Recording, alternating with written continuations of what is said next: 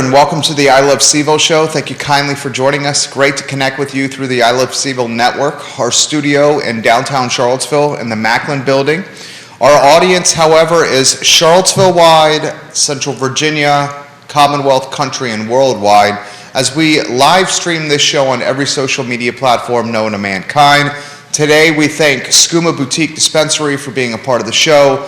The best dispensary in Charlottesville, Skooma Boutique Dispensary, with locations on the Downtown Mall and Elliewood Avenue. They also have a fantastic billboard up on High Street. Check out their new billboard, which we're very, very proud of. We thank the Clifton Inn in Keswick for being a part of the show as well. They're launching a Thursday evening music series that starts in September, the first Thursday in September. To be exact, that date is the September 1st. Marie and Coda for Chamomile and Whiskey will kick off that music series. Look, we have a lot we want to cover today. You'll see Judah Wickower, our director, here in moments. We want to talk to the Joe Biden student loan forgiveness plan. $10,000 for a lot of people. If you're a Pell Grant, if you had a Pell Grant, you got 20 grand. But the $10,000 for most people, for a lot of people, that applies if your income is $125,000 a year or lower for one person, $250,000 a year for a household. I want to talk this and how polarizing this has quickly become. Going into midterms, which we are now what? Let's say September, October. We're 2 months and 10 days away from midterms. 2 months and 2 weeks away. I thought Americans would vote with their wallets and their purses because inflation has ravaged households in our country. But this Biden plan may be the second focus point or second priority because it's quickly polarized our country. It's very quickly polarized our country. And I want to highlight this. The news cycle today, August 25th, 2022, you know what's not in the news cycle anymore? COVID. You know what's not in the news cycle anymore? Russia, Ukraine. You know what is in the news cycle? Inflation and education. Education has become such a hot button topic. Public school, and now college with this student loan forgiveness. Education has become a political battlefield that is polarizing America. And this just stokes the fire and further adds gas to the battle. We'll talk about that on the program. I also want to give you an update on this is so dirty. This is my beef with the gambling machines in the gas stations. How many of you guys have seen the slot machines in the gas stations? The slot machines at the bodegas, the slot machines at the mom and pop convenience stores. You've seen them. You've seen people post it up. It's a video crack, except this video crack takes your money and it preys on you. And the unfortunate nature of these gambling machines and gas stations is it preys on the people that are on the financial margin. It preys on the weak. The company, Queen of Virginia, they have arguably the most market share with these gambling machines, these slot machines in the mom and pop convenience stores and gas stations and the bodegas. And they are filing, according to the Virginia Mercury, a fantastic nonprofit website that covers Commonwealth news. They're nonprofit, they're nonpartisan. It's a team of established journalists, many from the Richmond Times-Dispatch. The Virginia Mercury reports that Queen of Virginia has filed nearly 150 breach of contract lawsuits against the mom and pop convenience stores who have agreed to host the gambling machines. So you got this you got this company that is a huge lobbyer of Richmond and Virginia and Commonwealth politicians, a huge lobbyer of politicians. In fact, Queen of Virginia has made more than $820,000 in political donations to both Democrats and Republicans, according to the Virginia Public Access Project. And Queen of Virginia, the gambling company, gave six-figure support to both Glenn Youngkin and Terry McAuliffe. That's called hedging.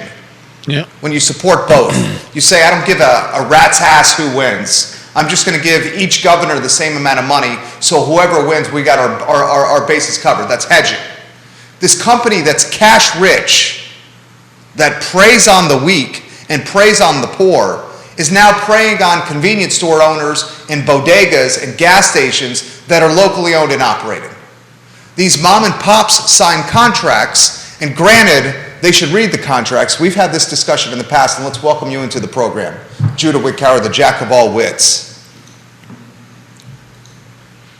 I find some culpability in the bodegas, the convenience stores, and the gas stations, the locally owns, for not reading the contracts. Yeah. I had the conversation with my wife, and she said, Jerry, listen to what Judah had to say on your program about a month and a half ago. Most of us don't read the contracts from front to finish. And she also said they also don't have the resources financially to hire a team of lawyers to read 80, 90, hundreds of pages of contractual documentation. And even if they did read it themselves, how many of them are actually going to understand what's being asked of them? I get that. I'd read the contract. Yeah, but a lot of these people, I'd read the contract. I mean, you know who owns bodegas. They're not people that are savvy with English may not be their first language. It doesn't even matter if English is their only language. Not that many people are conversant in legalese, and somebody owning a gas station is probably not. I mean, there's a lot of things you could say about super proficient in reading 100-page contracts that have language that's difficult to understand even for lawyers. Yeah. And that's a fair point. And I'm going to give you that point. My wife said the same thing. I'm sympathetic and apathetic to that point. I think you're right. Okay? So did you see how dirty this company is, Queen of Virginia? Oh, yeah. 150 breach of lawsuit contracts against these bodegas and gas stations, these mom and pops? Yeah. I mean, it seems like some of those aren't necessarily being followed up on. They're almost like, what would you call it? They're threats. Yeah, but lawsuits are the latest example of the hardball tactics being deployed in pursuit of gaming profits after the Commonwealth opened its doors to casinos, poker, sports betting, and a variety of games that resemble slot machines. Queen of Virginia is suing these bodegas and these gas stations because the bodegas and the gas stations want to do something different. Well, not even that. So much about these guys is shady. First of all, they got in right after from what I read, they got in right after the laws changed to allow some betting as long as it was games of chance and not luck. So they got in before there were any laws on the book, before there were any taxes from the state, any of that stuff. Then they write up these contracts to these people. And the thing is, a lot of these places may have been able to stay in business because of the money that was brought in from the machines, which is a good thing. But at the same time, now they're starting to deal with changes in the law because of the state. They're starting to deal with, maybe these guys aren't what they want to have in their shop, and now they're finding out that they've written into these contracts clauses that have to do with what they basically can't use anyone else's machines. Virginia Mercury reports that this company, Queen of Virginia, has non-compete language that's so aggressive and stringent that if any of these locally owned bodegas chooses a competitor or chooses to remove the machine altogether, Queen of Virginia will sue the individually owned store, claiming it owes tens of thousands of dollars in damages for removing the machine. So here you got a company that is sophisticated, aggressive, lobbying governors to the tune of six figures, contributing hundreds of thousands of dollars to Commonwealth political races to secure a company future, gambling, preying on the poor. And also trying to lock out any other company that might come in. Trying to create a monopoly in the Commonwealth, Queen of Virginia. Going to bodegas, gas stations, and convenience stores that are locally owned and operated, not the ones that are chains, the Sheetz and Wawas, but the locally owned and operated one. They sell snake oil. These machines, you'll get a percentage of the profits, but they don't necessarily highlight that you can't take them out or replace them, because if you do, you owe the company tens of thousands of dollars. Yeah. And if you choose to take them out and do it, they're going to sue you, and they're going to drop the hammer on you. This was my beef with these machines 2 years ago when they showed up in downtown Charlottesville, and I raised a stink about it. Do you remember that? I'm not going to say where, who. I don't have to go down that rabbit hole again. 2 years ago in downtown Charlottesville, these machines showed up, and I allocated an entire week of programming to explaining why they were like the scum of the scum. Yeah, that had more to do with the user end, didn't it? It had everything to do, it had partially that, and it had everything to do with this ecosystem of scumminess. Yeah. This is the ecosystem that those machines live within. Gambling machine in the back of a bodega. It keeps the poor poor. That's what they do. They prey on unsophisticated consumers, the customer, and the customer is the gas station, bodega, convenience store owner, and the man and woman that pump their paycheck into it. You don't see wealthy people playing these games. They prey on the poor. And now they're preying on the bodegas that are locally owned. 150 active lawsuits, according to Virginia Mercury.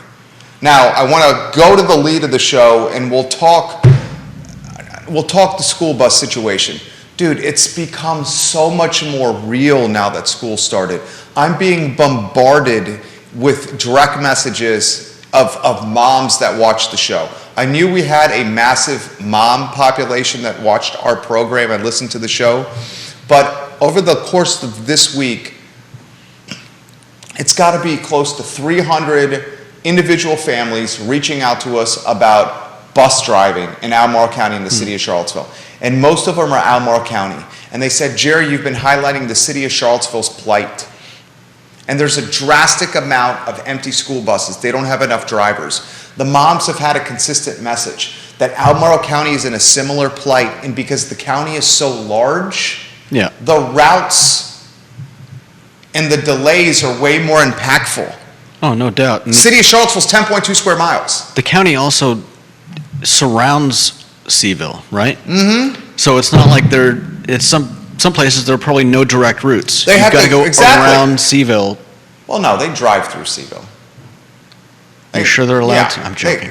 They would drive through CVille. They take the most direct route. So the moms have said, highlight Albemarle. And one mom in particular talked about her daughter who was round trip in a school bus yesterday for 3 hours and 33 minutes.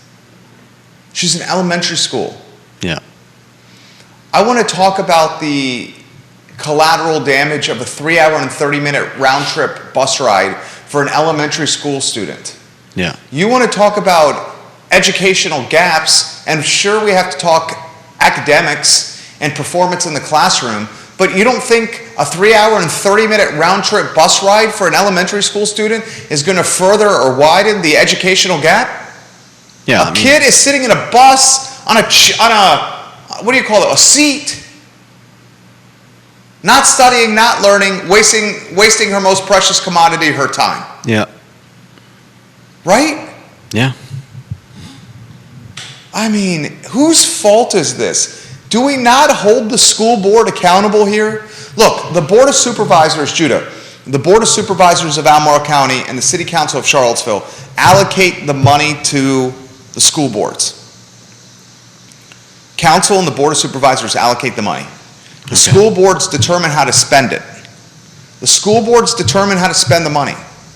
Are the school boards so focused on woke policy? Are the school boards so focused on inclusion and open-mindedness that they're disregarding or deprioritizing infrastructure and common sense?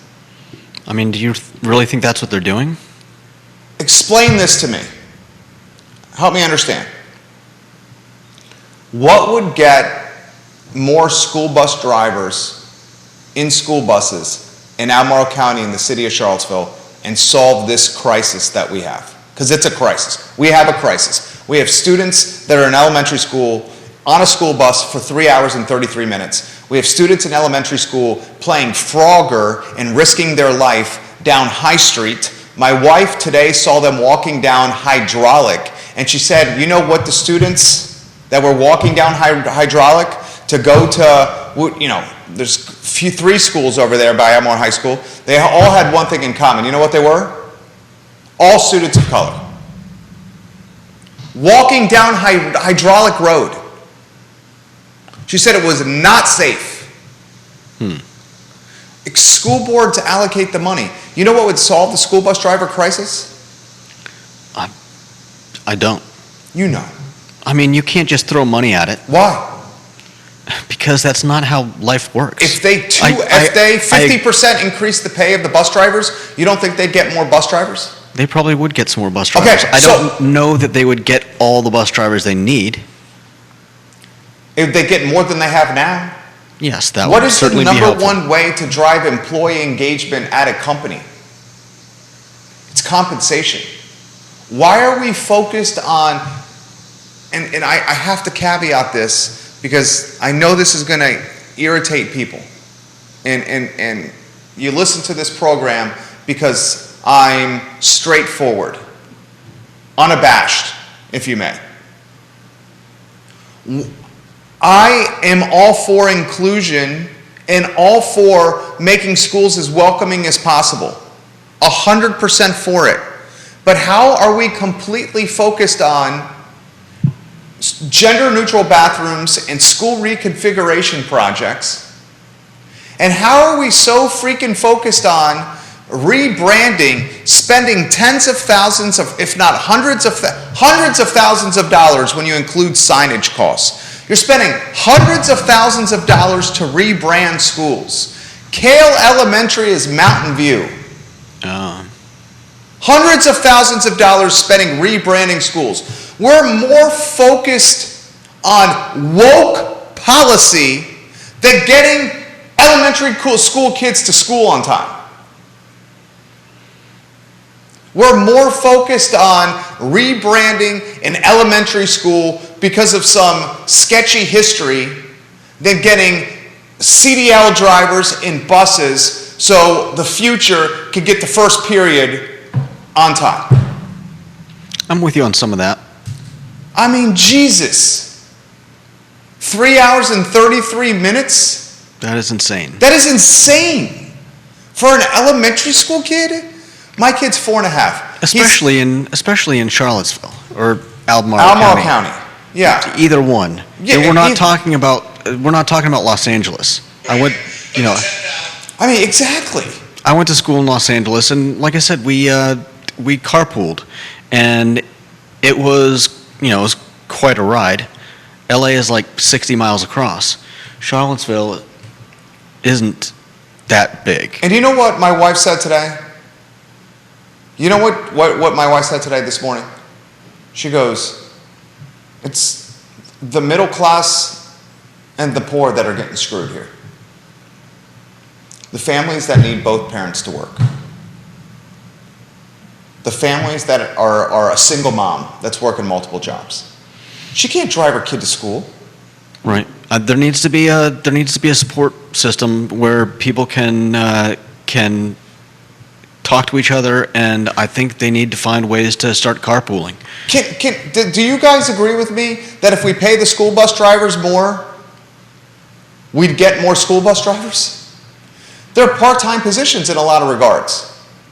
Yeah, but they've got to be available all day. Yeah, but they're paid, a lot of them are paid as part-time, not full-time position. Okay. You guys want to improve the public schools?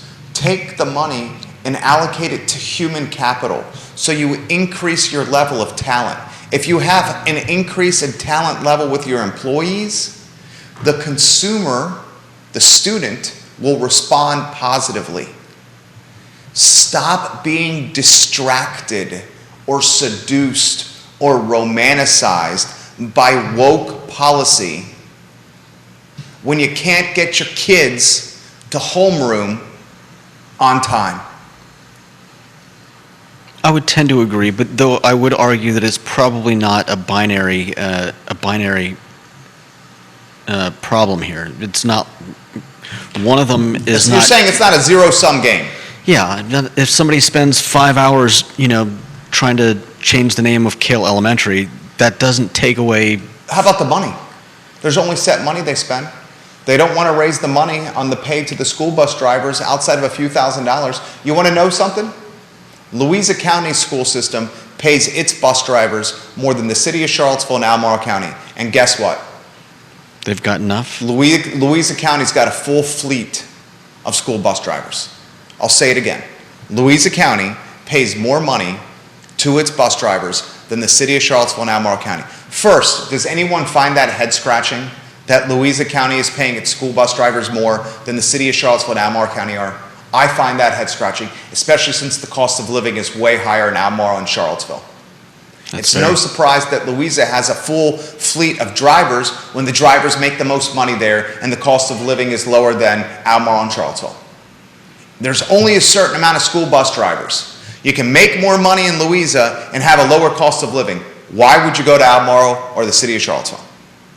This is common freaking sense. Yeah. It's time to hold the school board accountable.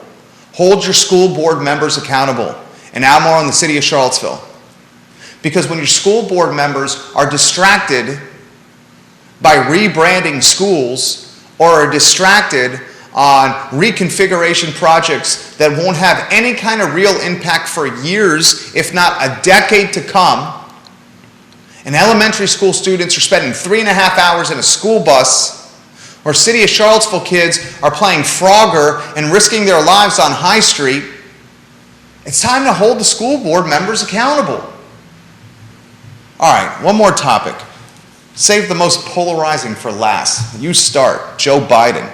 $10,000 loan forgiveness program. If you make 125 G's or less as an individual, you get 10 G's as a household if you make $250,000 or less. He's also adding an additional $10,000 for those who received the Pell Grants to attend college.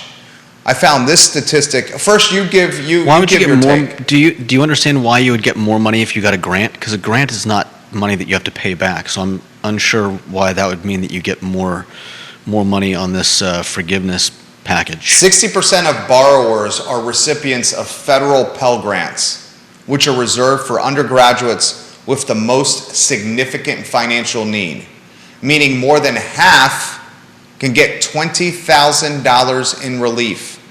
Joe Biden's plan makes 43 million borrowers eligible for debt forgiveness.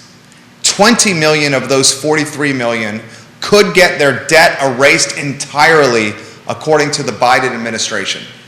I see this as a lightning rod topic come midterms. Yeah. I thought midterms would be 100% Americans voting with their purse and their wallet. I think that now is going to be 50% how Americans are voting, and the other 50% is going to be the battlefield that's public schools and now student debt forgiveness at the collegiate level. Joe Biden's plan coincidentally happens a couple of months before midterm election. That's not a coincidence. That's politics. And whether you want to believe this or not, this is in a lot of ways an effort to swing or sway votes come midterms. Okay? I also think that those of us, including Judah Wickower and yours truly, me, who paid our way through college, me as a busboy at Ruby Tuesdays, waiter, host, and bartender, you working many jobs, was it during school and after school to pay for Savannah College of Art and Design? Yeah. Okay? Folks like us are getting a short stick here. Folks that chose not to go to college, instead they chose to learn a trade like electrician, plumber, carpenter, construction, whatever that trade is, they're getting a short stick as well. Some people that were in the trade business, their college tuition was thousands of dollars, if not tens of thousands of dollars, spent on tools and a truck to learn that profession. You can't be a plumber, an electrician, work in construction, or being a carpenter without having good tools, and those aren't cheap. Last I checked, Joe Biden's administration was not offering debt forgiveness for some power saws, for some squeegees, for a Toyota Tacoma, for a chainsaw, a couple of hammers, a Phillips screwdriver, a straight screwdriver, and some electric chainsaws, some electric handsaws. You see my point? Yeah. A little bit long-winded, but yeah, I get it. Very clear-cut point.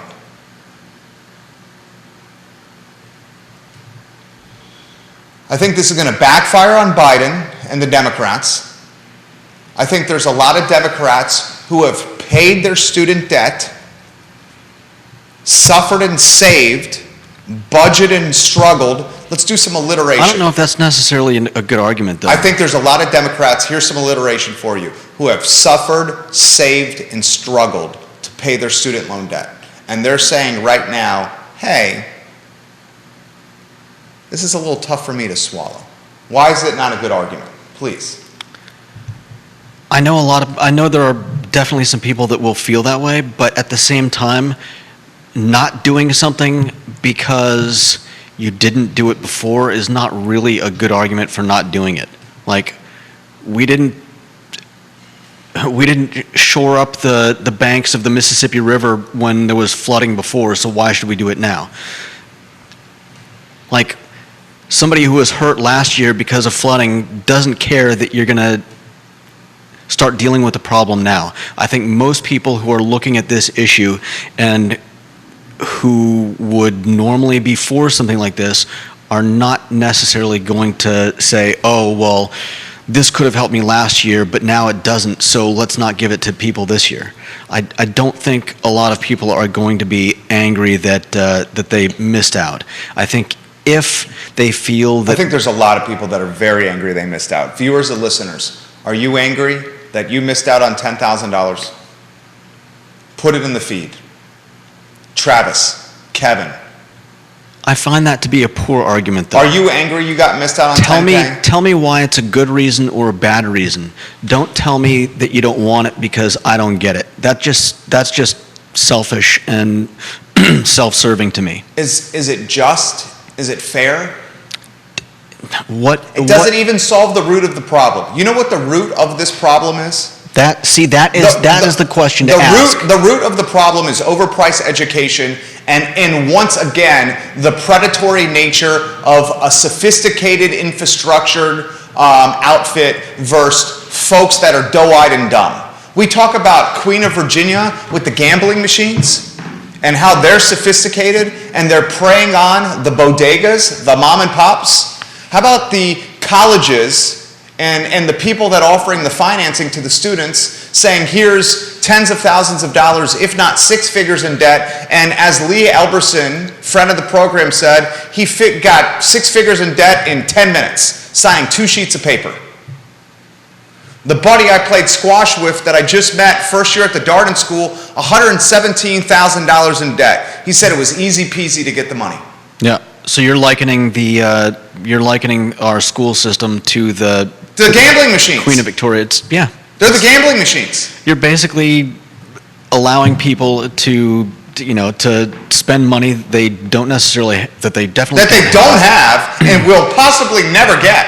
And you're not worried about whether or not they're at all aware of what they're signing up for. The consumer at the gambling machines at the bodega spending money he or she doesn't have, financially poor. The bodega Or even owner, the bodega, yeah. the bodega owner getting preyed upon. The gambling machines and how Queen of Virginia is preying on the American consumer, and the bodega owner is identical and synonymous to colleges and financing around tuition, preying on 18-year-olds that know no different.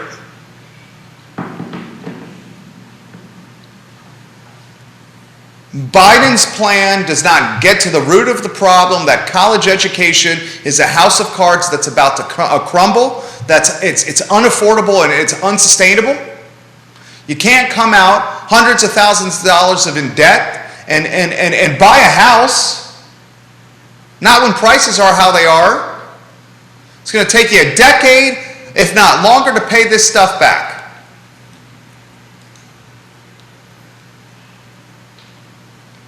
And I can relate to the millennials, I'm a millennial, that have student debt, who say, Jerry,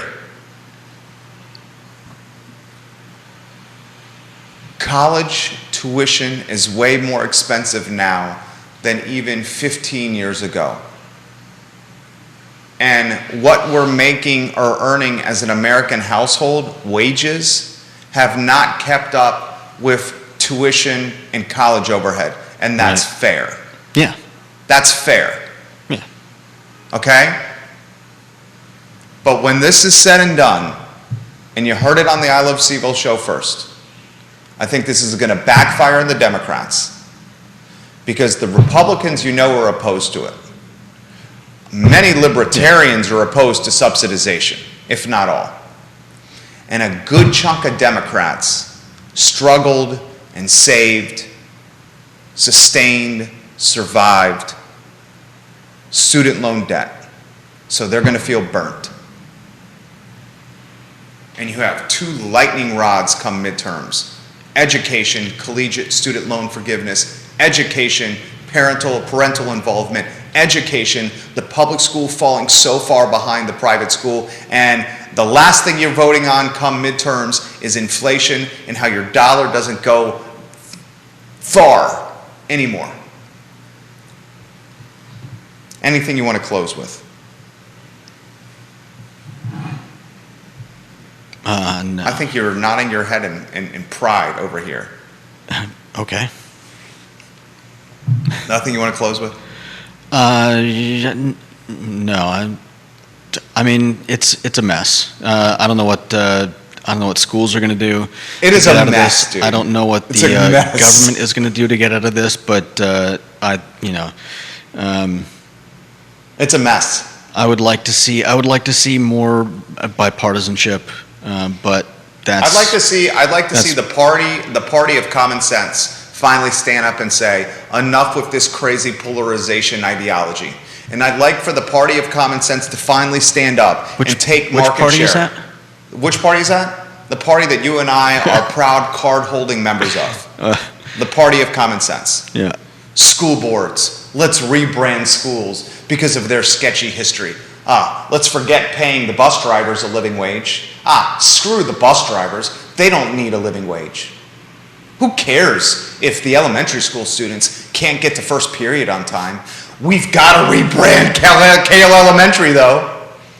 We got to spend the hundreds of thousands of dollars on the new signage and the hours it takes to crowdsource and crowdfund a new name. But screw the kids getting to elementary school on time. They don't need to learn. No big deal. I'm sure that's exactly how it went. Good job, school board. That's today's show. Judah and Jerry, the I Love CVille show. So long, everybody.